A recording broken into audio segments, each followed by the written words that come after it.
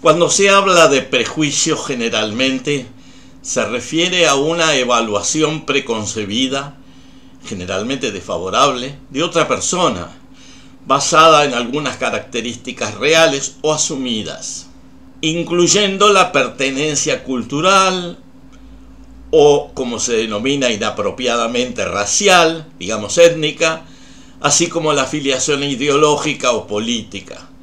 También teniendo en cuenta la identidad de género o la sexualidad, la religión o el idioma, entre otros rasgos.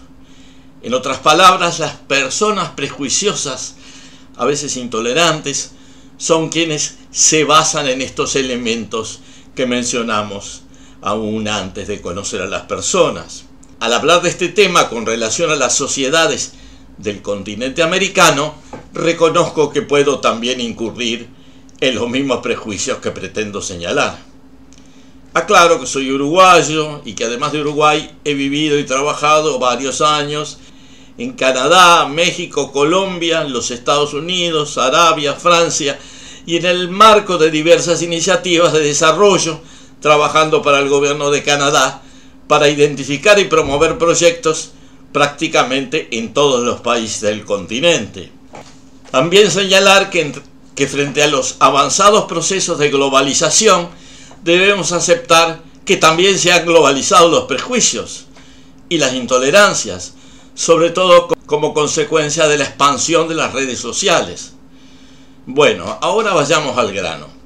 Digamos que se puede afirmar que en todas las sociedades del continente americano existen diversos prejuicios, más o menos extendidos, con relación a otros grupos o personas, gentes de otras naciones o del propio país. En los países receptores de migración, como los Estados Unidos y Canadá, los prejuicios afectan frecuentemente a personas diferentes a la cultura dominante, ya sea por su aspecto físico, lengua, religión o costumbres habituales.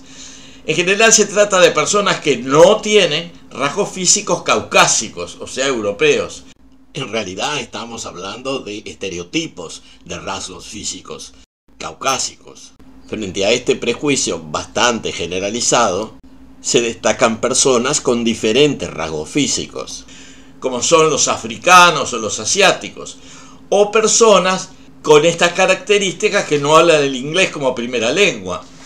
Es el caso también de los latinoamericanos, que si bien en algunos sitios pueden sufrir en general un cierto grado de discriminación, en este prejuzgamiento es mayor con aquellas personas con características físicas claramente diferenciables, como es el caso de los latinoamericanos de aspecto mestizo o los afro-latinoamericanos. Este fenómeno se da muy poco o no se da con los latinoamericanos con rasgos caucásicos, aspecto europeo, digamos. La situación antes mencionada puede agravarse cuando hay escasez de oportunidades laborales y crisis económica en las regiones consideradas, por ejemplo en algún estado de los Estados Unidos.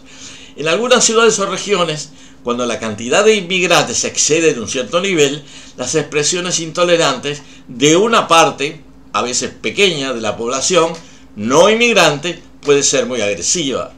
En estos mismos países, o sea, Estados Unidos y Canadá, los pueblos indígenas que no son inmigrantes porque vivían allí antes que existieran los estados actuales, también pueden ser víctimas de prejuicios. Si bien han disminuido, estas actitudes todavía existen. En el caso de Canadá, donde viví varios años, las políticas multiculturales han reducido notoriamente el impacto de estas actitudes. En América Latina más al sur, en varios países, también se encuentran diversos prejuicios culturales y étnicos, con personas inmigrantes, provenientes de otros países de la misma región o del mismo país debido a la inmigración interna que puede existir. En el caso de México, país en donde viví varios años, es una nación receptora de inmigración desde otros países del continente e incluso desde ciertos estados mexicanos hacia las zonas metropolitanas. El problema ha sido crítico desde tiempos de la colonia. En ese sentido, se ha experimentado y aún se experimenta alguna discriminación a personas provenientes de países latinos del sur, como El Salvador, Honduras, Guatemala, Nicaragua, etc. e incluso también puede afectar a gente que migra de las comarcas indígenas del propio territorio mexicano a las grandes ciudades como México, Guadalajara o Monterrey. En los últimos años esas actitudes han disminuido considerablemente y México ha evolucionado hacia comportamientos de mayor respeto tanto hacia quienes provienen del exterior como quienes provienen de los pueblos mexicanos del interior del país. En América del Sur ese problema también existe, en particular en los países del Cono Sur, afectando, por ejemplo, a bolivianos, paraguayos y peruanos que migraban a Buenos Aires, en Argentina. La sociedad bonaerense, y hasta cierto punto la sociedad argentina, se constituyó mayoritariamente con un gran número de inmigrantes europeos, sobre todo españoles e italianos. En ese sentido se parece al caso de América del Norte. La afluencia de personas inmigrando desde estos países que mencionaba antes, como Paraguay, Bolivia y Perú, y otros con importante mestizaje, e incluso en algunas provincias argentinas del norte del país, generó actitudes de discriminación que en opinión generalizada se aprecia que están disminuyendo. Esto también se aplica en mucho menor medida a Uruguay, aunque en Uruguay hubo discriminación histórica también sufrida por la minoría afro-uruguaya. Esas actitudes claramente también han disminuido, pero no han desaparecido del todo. En los demás países de América del Sur también han existido y existen prejuicios similares a veces contra personas de regiones rurales e indígenas del mismo país o de otros países sudamericanos, simplemente por su nacionalidad. Esta situación se ve agravada ante la inmigración masiva de personas de países experimentando graves crisis económicas o políticas. Es el caso de la inmigración venezolana a Colombia, país donde yo viví durante un tiempo, y otros países del sur que en Colombia pueden ascender a 1.5 o 2 millones de personas. Esto encendió algunas alarmas en la sociedad colombiana. Hay que recordar que antiguamente, no hace mucho tiempo, Venezuela había sido receptora de importantes cantidades de inmigrantes colombianos. Obviamente, en la actualidad la situación se revirtió. De la misma forma que ocurrió en México, estas actitudes de ciertos sectores prejuiciosos de la población colombiana han evolucionado favorablemente y la discriminación sufrida por los venezolanos, que por otra parte culturalmente son muy parecidos a los colombianos, es mucho menor, sobre todo considerando que han habido recientemente implementación de políticas para promover la tolerancia a nivel social. Las redes sociales han introducido factores de intolerancia en ciertos círculos restringidos, como Twitter, TikTok, Instagram o Reddit.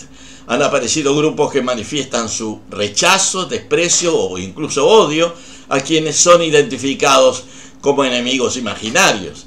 En algunos casos, esas actitudes de desprecio u odio se basan en opiniones ideológicas o políticas, pero pueden afectar la forma como se relacionan personas diferentes, incluso de diferentes nacionalidades que pueden expresarse en la vida real. Por otra parte, las redes pueden tener también el efecto contrario, realzando las afinidades entre personas de diferentes países, que en algunos casos disminuyen los nacionalismos hostiles y amplían la amistad y solidaridad entre ciudadanos de diferentes países. Reconozco que es un tema delicado y que puede haber personas que no estén de acuerdo con lo que dije yo, y es razonable, y le pediría que compartieran sus pensamientos sobre este tema, que pensamos es muy sensible y deseamos disminuya desde la mejor coexistencia entre las sociedades de los diversos países.